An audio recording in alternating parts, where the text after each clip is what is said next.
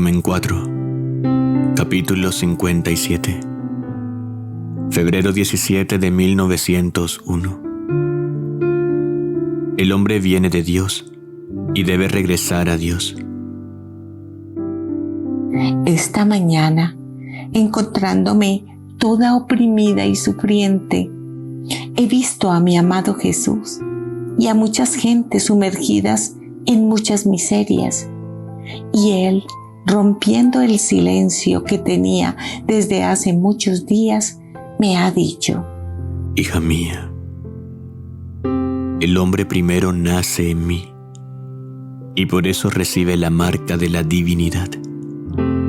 Y saliendo de mí para renacer del seno materno, le doy orden de caminar un pequeño tramo de camino, y al término de ese camino, haciéndome encontrar por él, lo recibo de nuevo en mí, haciéndolo vivir eternamente conmigo. Mira un poco cuán noble es el hombre, de dónde viene, a dónde va y cuál es su destino.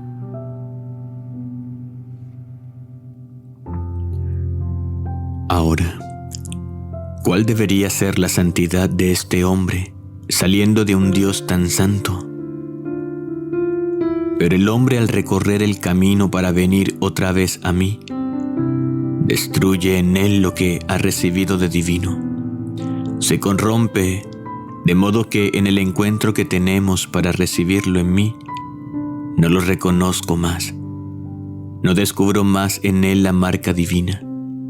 Nada encuentro de mí o en él, y no reconociéndolo más, mi justicia lo condena a andar disperso en el camino de la perdición. Cuán tierno era oír hablar a Jesucristo sobre esto. Cuántas cosas hacía comprender, pero mi estado de sufrimientos no me permite escribir más extensamente.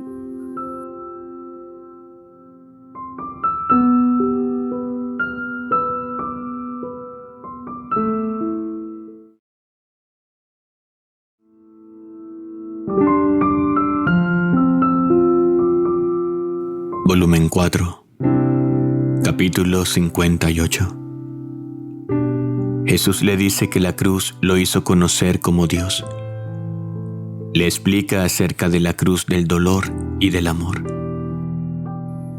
Continuando mi pobre estado y el silencio de Jesús bendito, esta mañana, encontrándome más que nunca oprimida, al venir me ha dicho: Hija mía, no las obras, ni la predicación, ni la misma potencia de los milagros me hicieron conocer con claridad como el Dios que soy, sino cuando fui puesto en la cruz y levantado sobre ella como sobre mi propio trono, entonces fui reconocido como Dios. Así que solo la cruz reveló al mundo y a todo el infierno quién era yo verdaderamente. Entonces todos quedaron sacudidos y reconocieron a su Creador. Así que es la cruz la que revela a Dios al alma y hace conocer si el alma es verdaderamente de Dios. Se puede decir que la cruz descubre todas las partes íntimas del alma y revela a Dios y a los hombres quién es esta alma. Después ha agregado: Sobre dos cruces yo consumo a las almas. Una es de dolor, la otra es de amor. Y así como en el cielo todos los 9 coros angélicos me aman, sin embargo, cada uno tiene su oficio especial, como los serafines, que su oficio especial es el amor, y su coro es puesto más enfrente para recibir las reverberaciones de mi amor, tanto que mi amor y el de ellos, seteándose juntos, se acoplan continuamente. Así a las almas sobre la tierra les doy su oficio diferente, a quien la vuelvo mártir de dolor y a quien de amor, siendo ambos hábiles maestros en sacrificar a las almas y hacerlas dignas de mis complacencias.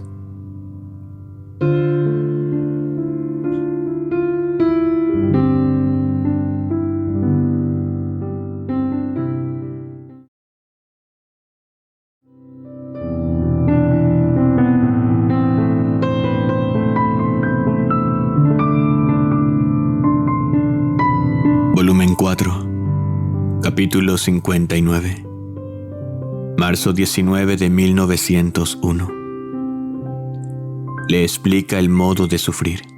Esta mañana, encontrándome toda oprimida y sufriente, sobre todo por la privación de mi dulce Jesús, después de mucho esperar, en cuanto lo he visto, me ha dicho: Hija mía, el verdadero modo de sufrir es no mirar de quién vienen los sufrimientos ni qué cosa se sufre, sino al bien que debe venir de los sufrimientos. Este fue mi modo de sufrir. No miré ni a los verdugos ni al sufrir, sino al bien que quería hacer por medio de mi sufrir, aún a aquellos mismos que me daban el sufrimiento. Y mirando el bien que debía producir a los hombres, desprecié todo lo demás y con intrepidez seguí el curso de mi sufrir. Hija mía, este es el modo más fácil y más provechoso para sufrir, no solo con paciencia, sino con ánimo invicto y animoso.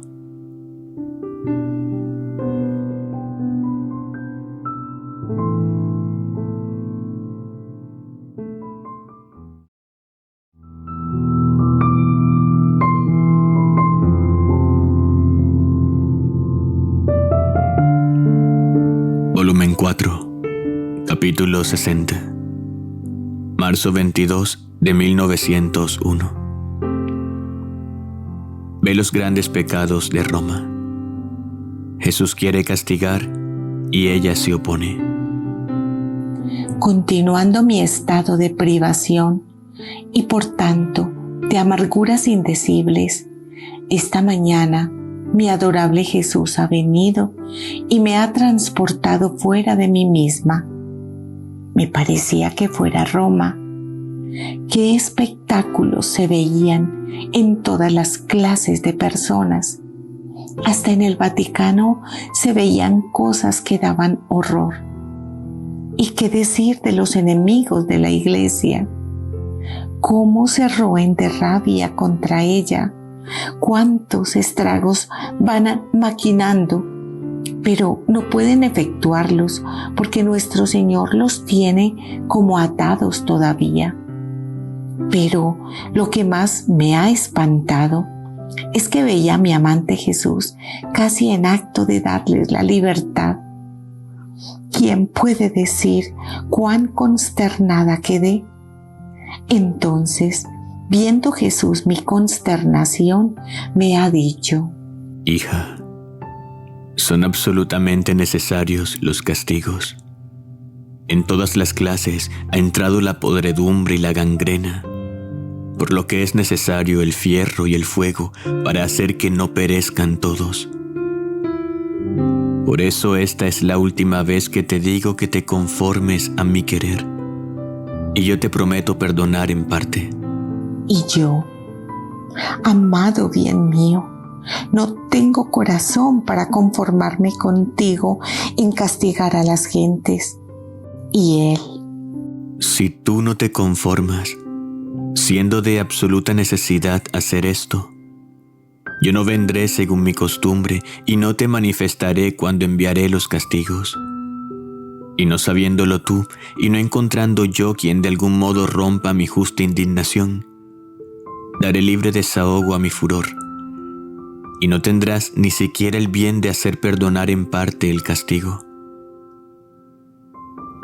Además de esto, el no venir y no derramar en ti aquellas gracias que habría querido derramar es también una amargura para mí, como en estos días pasados en que no he venido tanto, tengo la gracia contenida en mí. Y mientras esto decía, mostraba que quería aligerarse, y acercándose a mi boca, ha derramado una leche dulcísima y ha desaparecido.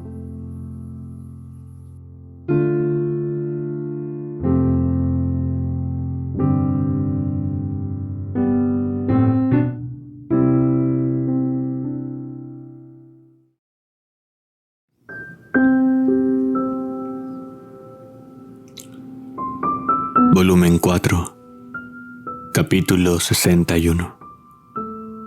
Marzo 30 de 1901. Jesús le habla acerca de la divina voluntad y de la perseverancia.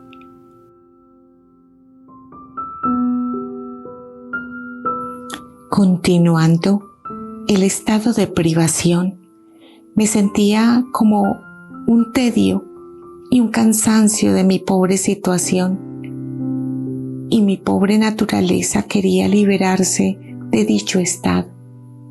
Mi adorable Jesús, teniendo compasión de mí, ha venido y me ha dicho: Hija mía, en cuanto te retiras de mi querer, así empiezas a vivir de ti misma. En cambio, si te estás fija en mi voluntad, vivirás siempre de mí mismo, muriendo del todo a ti misma. Después ha agregado: Hija mía, ten paciencia. Resígnate en todo a mi voluntad, y no por poco, sino siempre, siempre. Porque solo la perseverancia en el bien es lo que hace conocer si el alma es verdaderamente virtuosa. Solo ella es la que une todas las virtudes. Se puede decir que solo la perseverancia une perpetuamente a Dios y al alma, virtudes y gracias, y como cadena se pone alrededor y atando todo junto, forma el nudo segurísimo de la salvación. Pero donde no hay perseverancia, hay mucho que temer. Dicho esto, ha desaparecido.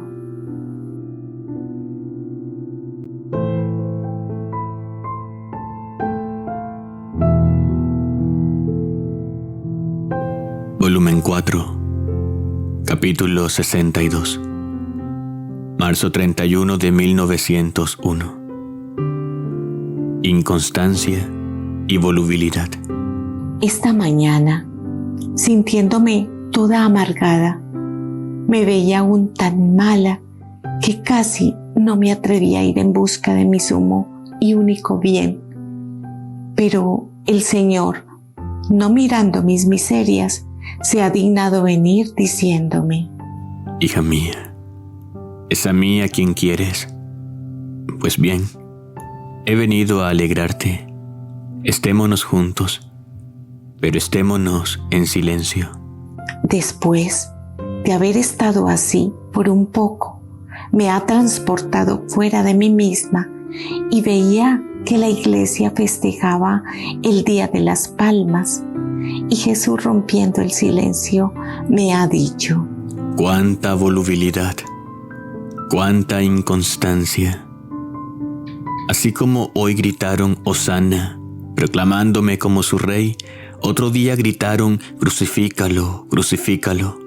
Hija mía, la cosa que más me disgusta es la inconstancia y la volubilidad, porque esto es señal de que la verdad no ha tomado posesión de tales almas. Y aún en cosas de religión, puede ser que encuentren su satisfacción, su propia comodidad y el interés, o bien porque se encuentran en tal partido. Pero mañana pueden cambiar estas cosas y se pueden encontrar en medio de otros partidos.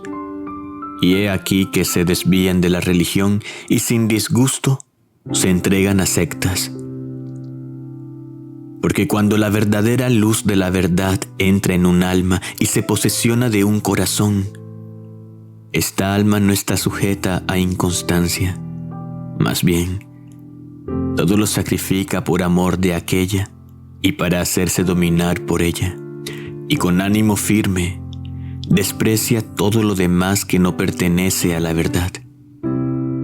Y mientras Esto decía, lloraba sobre la condición de la presente generación, que peor que antes está sujeta a la inconstancia según soplan los vientos.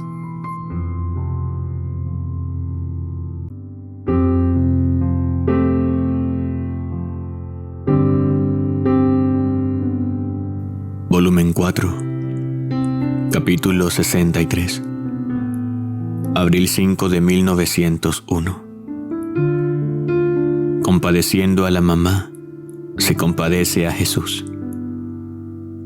En el Calvario, en la crucifixión, ve en Jesús a todas las generaciones.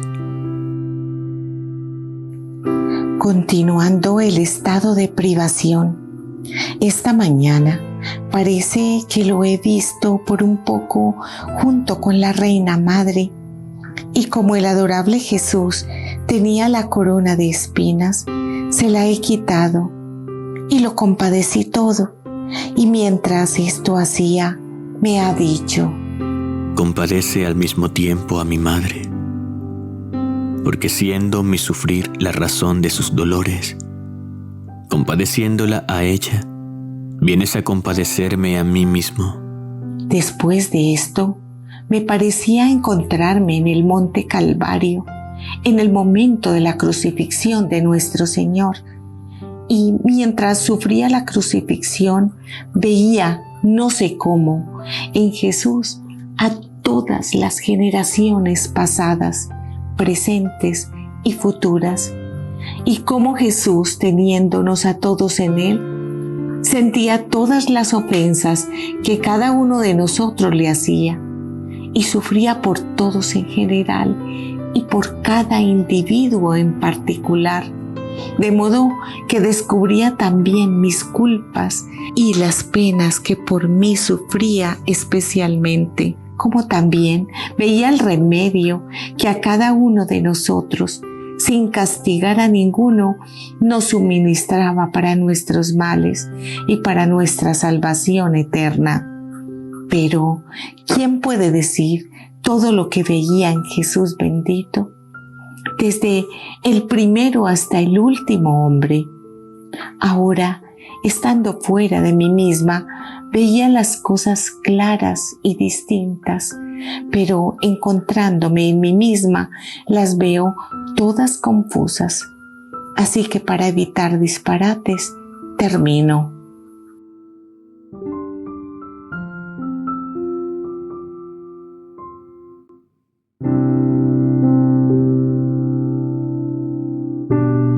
Volumen 4, capítulo 64, abril 7 de 1901. Ve la resurrección de Jesús. Habla de la obediencia. Mi adorable Jesús continúa privándome de su presencia. Siento una amargura y como traspasado el corazón por un cuchillo que me da tal dolor de hacerme llorar y gritar como un niño. Verdaderamente me parece haber llegado a ser como un niño que por poco que se aleje la madre llora y grita tanto que trastorna toda la casa y no hay ningún remedio para hacer que deje de llorar mientras no se vea de nuevo en los brazos de la madre. Así soy yo, verdadera niña en la virtud, que si me fuera posible, trastornaría cielos y tierra para encontrar a mi sumo y único bien. Y solo me calmo cuando me encuentro en posesión de Jesús.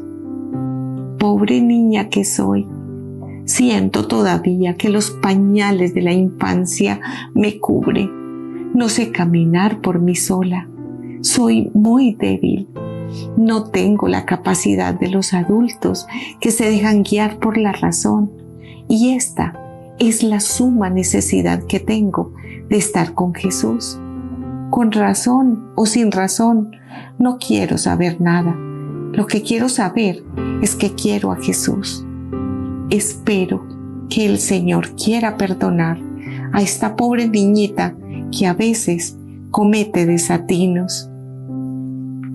Entonces, encontrándome en este estado, por poco tiempo he visto a mi adorable Jesús en el momento de su resurrección, con un rostro tan resplandeciente que no se puede comparar a ningún otro esplendor, y me parecía que la humanidad santísima de nuestro Señor, si bien era carne viva, pero estaba resplandeciente y transparente, de modo que se veía con claridad la divinidad unida a la humanidad.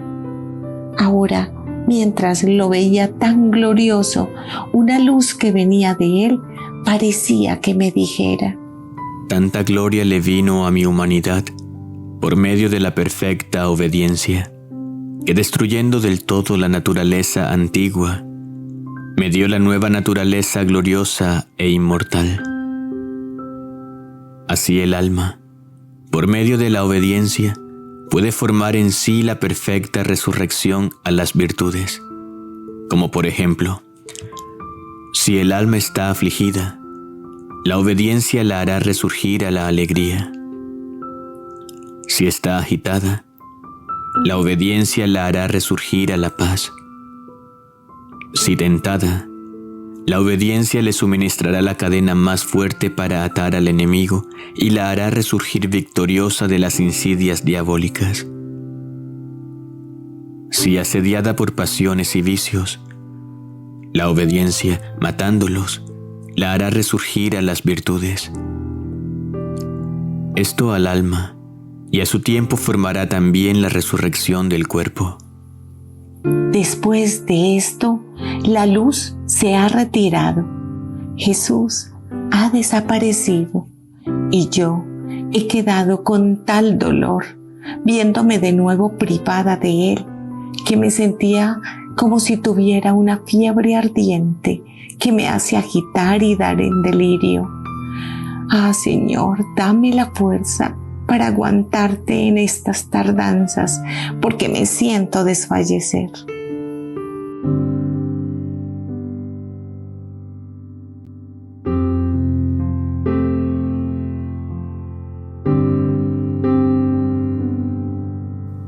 Volumen 4, capítulo 65, abril 9 de 1901.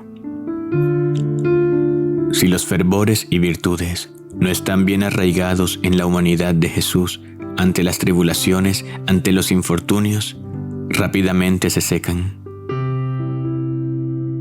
Encontrándome en la plenitud del delirio, decía disparates y creo que mezclaba también defectos. Mi pobre naturaleza sentía todo el peso de mi estado. La cama le parecía peor que el estado de los condenados a las cárceles. Hubiera querido desvincularse de este estado con el agregado de mi estribillo, que mi estado no es más voluntad de Dios y por eso Jesús no viene. E iba pensando lo que debía hacer.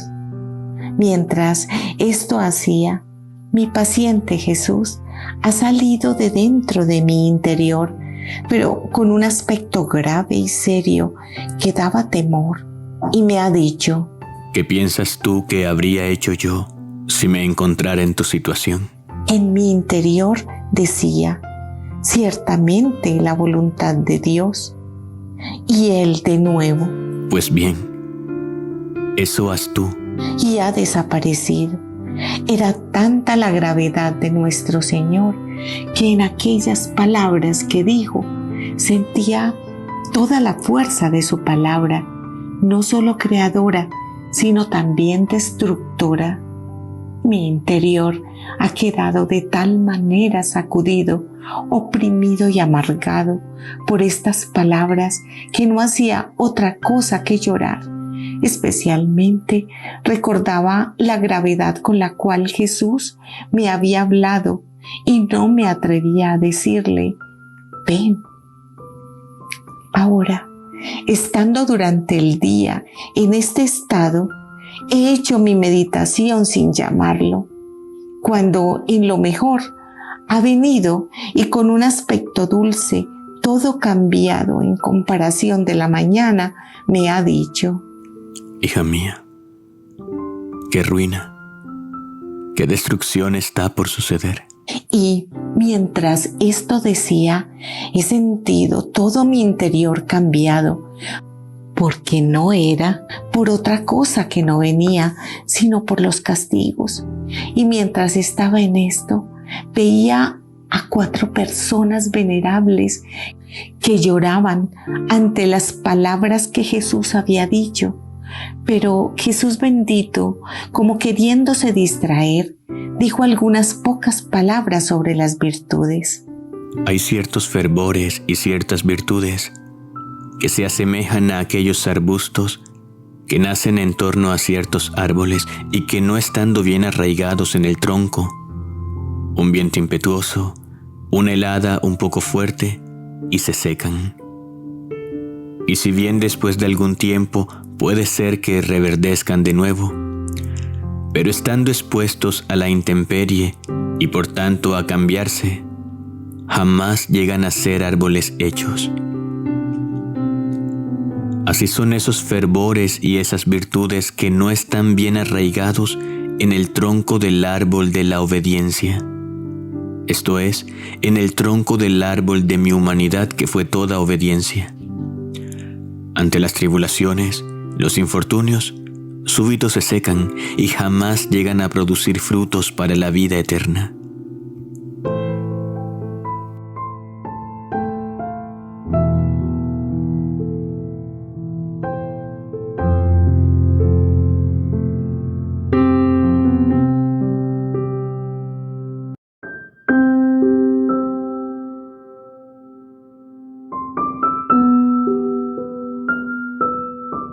Volumen 4, capítulo 66, abril 19 de 1901. Lamentos por la privación. Jesús la consuela y le explica algo acerca de la gracia.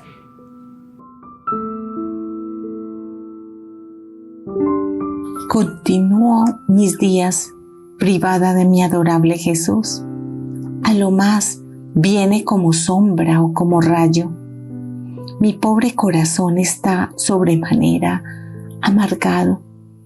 Siento tanto su privación que todas mis fibras, los nervios, mis huesos, hasta las gotas de mi sangre, me contienden continuamente y me dicen: ¿dónde está Jesús? ¿Cómo? ¿Lo has perdido? ¿Qué has hecho que no viene más? ¿Cómo haremos para estarnos sin Él? ¿Quién nos consolará habiendo perdido la fuente de toda consolación? ¿Quién nos fortificará en la debilidad? ¿Quién nos corregirá y descubrirá nuestros defectos, habiendo quedado privada de aquella luz que más que hilo eléctrico penetraba los más íntimos escondites y con la dulzura más inefable corregía y sanaba nuestras llagas? Todo es miseria, todo es escuálido, todo es tétrico sin Él. ¿Cómo haremos? Y aunque en el fondo de mi voluntad me siento resignada y voy ofreciendo su misma privación como el sacrificio más grande por amor suyo, todo lo demás me hace guerra continua y me ponen en tortura. Ah, Señor, cuánto me cuesta el haberte conocido y a qué alto precio me haces pagar tus pasadas visitas. Ahora, estando en este estado, por breves instantes se ha hecho ver y me ha dicho: siendo mi gracia parte de mí mismo, poseyéndola tú, con razón y de estrecha necesidad, todo lo que forma tu ser no puede estar sin mí. He aquí la razón por la que todo te pide a mí, y eres torturada continuamente, porque estando embebida de mí y llena solo en parte de mí mismo, entonces no se están en paz, pues solo tienen paz y quedan contentas cuando me poseen no solo en parte, sino en todo. Y habiéndome lamentado de mi dura situación, ha agregado: También yo en el curso de mi pasión sentí un extremo abandono.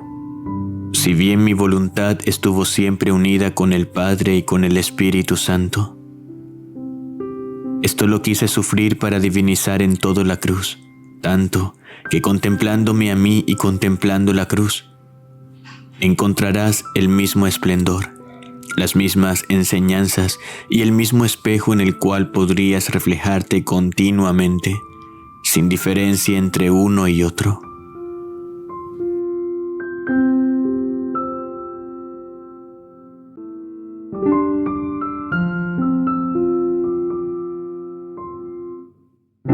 Volumen 4, capítulo 67. Abril 21 de 1901. La necesidad de los castigos es para no permitir que el hombre se corrompa mayormente.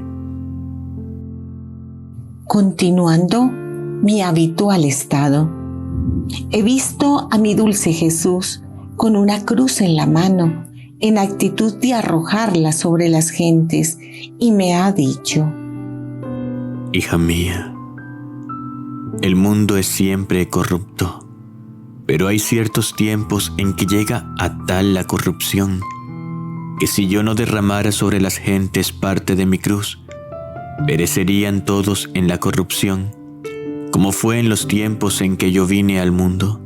La sola cruz salvó a muchos de la corrupción en la cual estaban inmersos. Así, en estos tiempos, ha llegado a tanto la corrupción, que si yo no vertiera los flagelos, las espinas, las cruces, haciéndoles derramar hasta la sangre, quedarían sumergidos en las olas de la corrupción. Y mientras esto decía, parecía que agitaba aquella cruz sobre las gentes y sucedían castigos.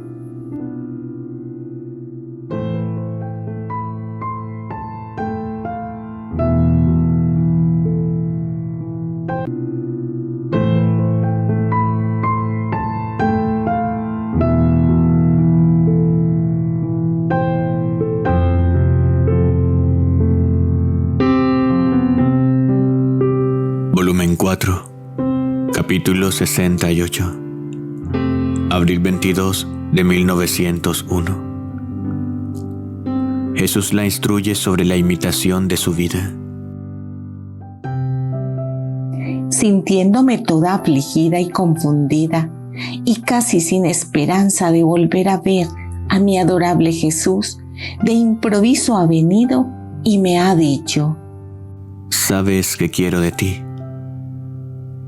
Te quiero en todo similar a mí, así en el obrar como en la intención. Quiero que seas respetuosa con todos, porque respetar a todos da paz a sí mismo y paz a los demás. Que te tengas como la mínima de todos y que todas mis enseñanzas las rumíes siempre en tu mente y las conserves en tu corazón, a fin de que en las diversas ocasiones las encuentres siempre listas para servirte de ellas y ponerlas en ejecución. En suma, quiero que tu vida sea un desbordamiento de la mía. Y mientras esto decía, veía que por detrás del Señor descendía sobre la tierra un hielo y un fuego que hacían daño a las cosechas. Y al decir yo: Señor, ¿qué haces? Pobre gente, no haciéndome caso, ha desaparecido.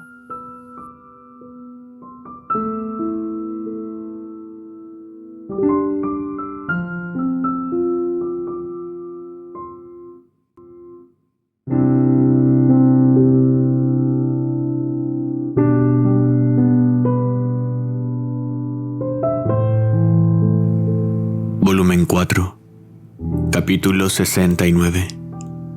Junio 13 de 1901. la cruz y las tribulaciones son el pan de la bienaventuranza eterna. Después de un largo silencio por parte de mi adorable Jesús, en que a lo más decía alguna cosa sobre los flagelos que quiere derramar, esta mañana, encontrándome oprimida, cansada por mi dura situación, especialmente por las continuas privaciones a las cuales estoy frecuentemente sujeta, lo he visto por breves instantes y me ha dicho: Hija mía, las cruces y las tribulaciones son el pan de la eterna bienaventuranza. Por tanto, comprendía que sufriendo mayormente, más abundante y más sabroso será el pan que nos nutrirá en la celestial morada. O sea, que por cuanto más se sufre, más garantía recibimos de la futura gloria.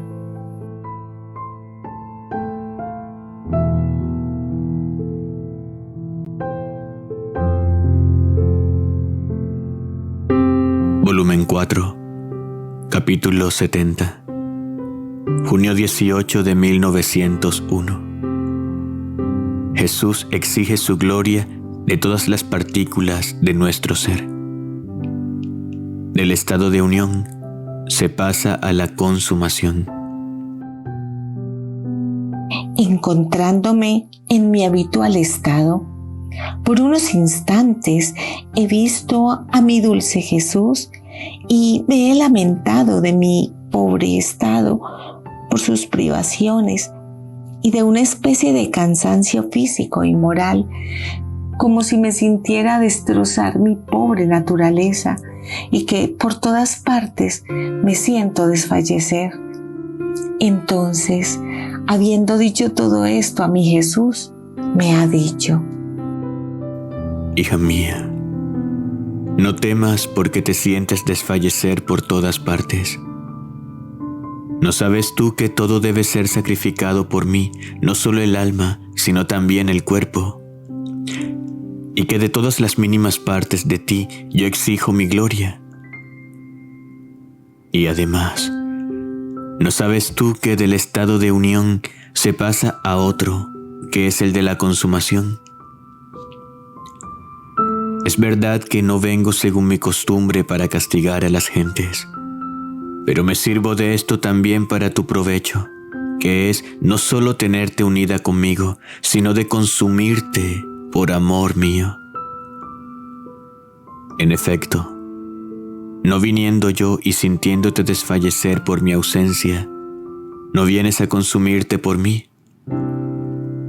Por lo demás, no tienes razón de afligirte. Primero porque cuando me ves es siempre de tu interior que me ves salir, y esto es una señal cierta que estoy contigo. Y después, porque aún deben pasar días sin que puedas decir que me has visto perfectamente. Después de esto, tomando un tono de voz más dulce y benigno, ha agregado: Hija mía, te recomiendo mucho, que no hagas salir de ti ni el mínimo acto que no sea paciencia, resignación, dulzura, igualdad de ti misma, tranquilidad en todo. De otra manera vendrías a deshonrarme, y sucedería como a un rey que habitara dentro de un palacio muy enriquecido, y por fuera se viera todo lleno de grietas, sucio, casi por derrumbarse. No dirían: ¿cómo habita un rey en este palacio si por fuera se ve tan feo que hasta da temor acercarse? ¿Quién sabe qué rey será este? ¿Y esto no sería un deshonor para aquel rey? Ahora, piensa que si de ti sale alguna cosa que no sea virtud, lo mismo dirían de ti y de mí, y yo quedaría deshonrado porque habito dentro.